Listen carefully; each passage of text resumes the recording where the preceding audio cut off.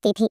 जब Anika club prism पहुंची तो अपनी कार को वैले पार्किंग में ड्रॉप करके वो रिसेप्शन के पास रोहित का इंतजार करने लगी। ठीक 5 मिनट बाद रोहित अपनी कार से नन्ही रिया को लेकर क्लब प्रिज्म में एंटर हुआ। रोहित ने देखा कि क्लब प्रिज्म का एंट्रेंस फूलों और हार्ट शेप के बलून से सजाया गया था। ये सब देखकर रोहित को बहुत अजीब लगा। रोहित के मन में आया, शायद आज क्लब प्रिज्म में कोई किसी को प्रपोज करने वाला था, और प्रपोज करने का ऐसा तरीका रोहित को बहुत ही चाइल्डिश लगता था।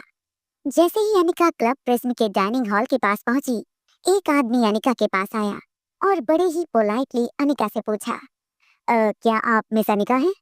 अनिका ने कैजुअली हाँ में अपना सर हिला दिया।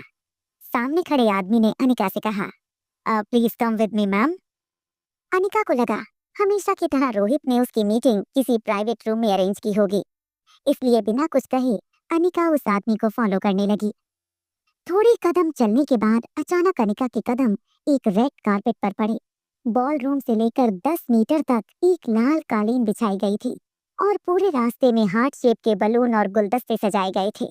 अचानक ही पूरा एटमॉस्फेयर रोमांटिक हो गया था। लॉबी के स्पीकर से रोमांटिक म्यूजिक बजने लगा था। ये सब कुछ देखकर अनिका बहुत हैरान हो गई थी। अपने आगे चल रहे सर्विस स्टाफ को अनिका ने हैरानी से पूछा, "एक्सक्यूज मी, मुझे लग रहा है देयर इज सम मिस्टेक। आप मुझे शायद कोई और समझ रहे हैं।" वेटर ने अपने हाथ में रखा बिजनेस कार्ड पढ़ते हुए अनिका से पूछा, "आप मिस अनिका हैं, right? From the Malhotras?" Anika ने हैरानी में हाँ कहते हुए अपना सर हिला दिया।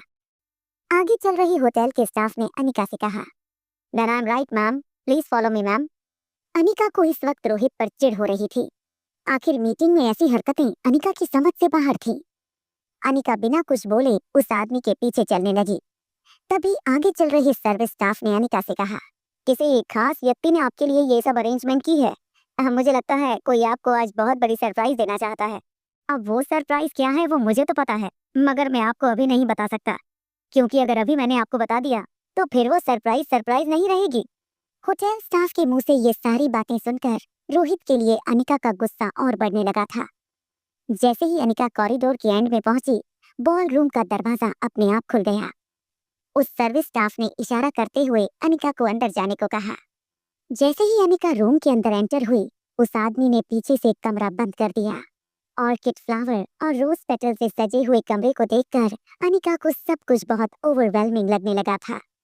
जिंदगी की इतनी इम्पोर्टेंट बात का खुलासा करते वक्त अनिका ने कभी सोचा नहीं था कि रोहित इतनी ओवर द टॉप तैयारियां करेगा। अभी अनिका ये सब कुछ सोच ही रही थी कि अनिका के कानों पर शूज के टैप होने की आवाज पड़ने लगी। जब अनिका ने मुड़कर देखा तो स्टाइलिश सूट पहने एक जवान और हैंडसम लड़का हाथ में एक फ्लावर बुके लिए खड़ा था और मुस्कुराते हुए उसने अनिका से कहा, "hello miss Anika, will you marry me?" एक अनजान इंसान के मुंह कहानी पसंद आ रही है। पॉकेट प्रीमियम के साथ मजा हो जाता है डबल। हर कहानी में 5 घंटे से भी अधिक का एक्स्ट्रा एपिसोड्स पाएं और हर कहानी पर हर दिन 60 मिनट का बोनस भी। ना कोई विज्ञापन, ना रुकावट, सिर्फ नॉन स्टॉप सुनना। और सबसे अच्छी बात, 3 दिन का फ्री ट्रायल भी मिल रहा है, तो अभी अनलॉक कीजिए अपनी कहानी सिर्फ पॉकेट प्रीमियम के साथ।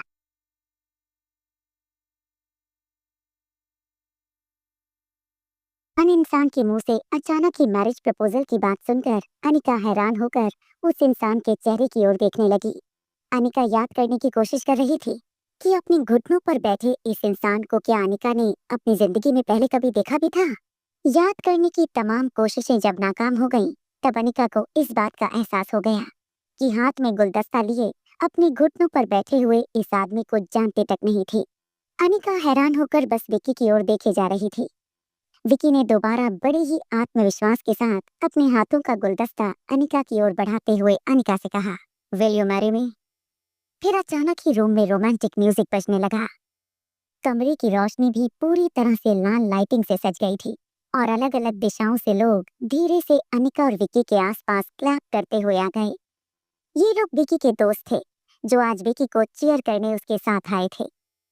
आसपास खड़े हुए विकी के दोस्तों ने एक रिदम में अनिका से कहना शुरू किया, "मैरी हिम, मैरी हिम।"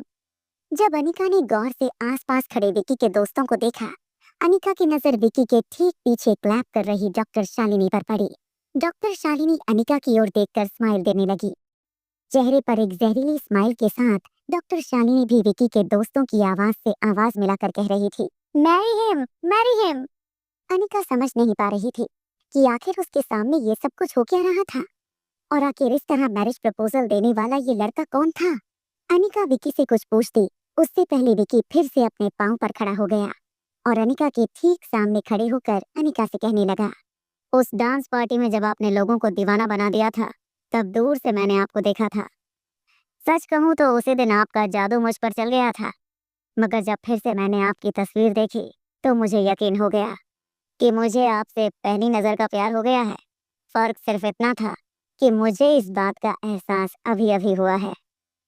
ये कहते हुए विकी ने अपने कदम अनिका के और नजदीक बढ़ाना शुरू किया।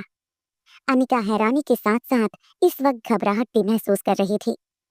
अपने कदम पीछे बढ़ाते हुए अनिका ने विकी से कहा, I think there is a mistake. शायद आप किसी और को ढूंढ रहे हैं। अपने कदम अनिका की ओर बढ़ा रही विकी ने बड़े ही रोमांटिकली अनिका से कहा, आज तक पागलों की तरह यहाँ वहाँ अपने हम सफर को ढूंढ रहा था, but for the first time in my life there is no mistake. आप वही हैं जिसका मैं सालों से इंतजार कर रहा हूँ। मजबूती से आगे बढ़ रही विकी को रोकते हुए अनिका ने कहा, देखिए मिस्टर, आप जो कोई भी हैं, मैं यहाँ किसी और से मिलने आई हूँ। अनिका कुछ और कहती उससे पहले विकी ने अनिका की बात काटते हुए कहा, और वो मैं हूँ। यस मिस अनिका, आप यहाँ जिससे मिलने आई हैं वो मैं ही हूँ, विकी, विकी शास्त्री। सामने खड़े विकी को हटाकर अनिका किसी भी तरह इस रूम से बाहर निकलना चाहती थी, मगर बार बार अनिका का रास्ता रोक रही विकी को किसी तरह अनिका कन्विंस करने की कोशिश करने लगी। अनिका ने दबी हुई आवाज में विकी से कहा, देखिए, मैं यहाँ पर किसी इंपॉर्टेंट मीटिंग के लिए आई हूँ। मेहरबानी करके मेरा रास्ता छोड़िए और मुझे जाने दीजिए। ये कहकर अनिका ने किसी तरह विकी को अपने सामने से हटाया और एग्जिट की ओर चलने लगी। अनिका को इस तरह जाते हुए देखकर विकी ने पीछे से अनिका को आवाज देते हुए कहा, देखिए मिस अनिका, मैं जानता हूँ कि आप बहुत खूबसूरत हैं और खूबसूरत लड़कियों का पूरा अधिकार है कि वो थोड़ा सा भाव जरूर खाएं, मगर अब आप कुछ ज्यादा ही नखरे दिखा रही हैं। विकी ने जब अनिका से सबके सामने ये बात कही तो आगे बढ़ रही अनिका के कदम अचानक ही रुक गए। तेज नजरों से अनिका ने विकी की ओर देखा। इस वक्त अनिका को लग रहा था जैसे अपनी मार्शल आर्ट की एक दो करतब विक्की पर आजमा कर उसकी इस बात का मुंह तोड़ जवाब दे दे, मगर किसी तरह अनिका ने अपने इमोशंस पर कंट्रोल किया और फिर से बाहर की ओर चलने लगी। तब विकी ने फिर से पीछे से आवाज लगाते हुए अनिका से कहा, मैंने कल ही आपके घर किसी को भिजवाकर अपने लिए रिश्ते की बात चलाने को कहा था और आपको ये मैसेज भी भिजवाया था कि आज हमें इसी होटल में मिलकर अपने रिश्ते की बात आगे बढ़ानी है। और यहाँ पहुँचने के बाद अब आप ये नाटक कर रही हो कि आप मुझे नहीं जानती, मेरा नाम पहले कभी सुना नहीं। ये किस तरह का बिहेवियर है मिस अनिका? जब विकी ने देखा कि अनिका पर उसकी किसी भी बात का असर नहीं हो रहा था, तब विकी तेजी से अनिका की ओर दौड़ा और जैसे ही विकी ने पीछे से अनिका का हाथ पकड़ा, अनिका ने फौरन ही अपना हाथ इस तरीके से विकी के हाथ से झटका कि विकी जोर से जमीन पर गिर गया। विकी जिस फोर्स से जमीन पर गिरा था, हॉल में खड़े विकी के सारे दोस्त एक सेकंड के लिए डर गए। कुछ दोस्त दौड़कर विकी के पास आए, विकी को सहारा देते हुए उसे जमीन से उठाने लगे। किसी तरह दोस्तों के सहारे पर विकी खड़ा हुआ। विकी के हाथ का गुलदस्ता जमीन पर गिरकर पूरी तरह से खराब हो गया था। विकी ने दर्द की वजह से अपने एक हाथ से अपना घुटना पकड़ लिया था। अपने दोस्तों के सामने इस तरह की बेइज्जती होते देखकर विकी का ईगो हर्ट हुआ था। गुस्से से तिलमिलाए विकी ने अनिका पर चीखते हुए कहा, ये किस तरह का बेहुदा बिहेवियर है मिस अनिका? साफ साफ कहो, क्या चाहती हो तुम? इस तरह मुझे यहाँ पर मिलने आना और फिर मेरे दोस्तों के सामने ये सारा नाटक करने का क्या मतलब है? मैंने मैसेज भिजवाया था कि अगर तुम रिश्ते की बात आगे बढ़ाना चाहती हो तो दोपहर को प्रिज्म क्लब में आकर मुझसे मिलना। अब तुम यहाँ आ तो गई हो, मगर फिर भी ये सारा नाटक करने का क्या मतलब है? जब डॉक्टर शालिनी ने विक्की को इस तरह रिएक्ट करते हुए देखा, तब उसे शांत करवाने आ गई।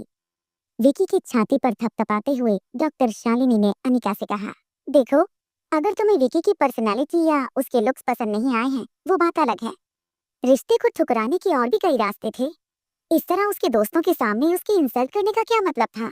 डॉक्टर शालिनी अच्छी तरह से जानती थी कि किस तरह विक्की की दुखती नस पर हाथ रखना है ताकि विक्की को प्रोवोक किया जाए, और डॉक्टर शालिनी ये करने में कामयाब हो चुकी थी। डॉक्टर शालिनी की बात सुनकर विक्की का गुस्सा अब सातवें आसमान पर चढ़ गया था।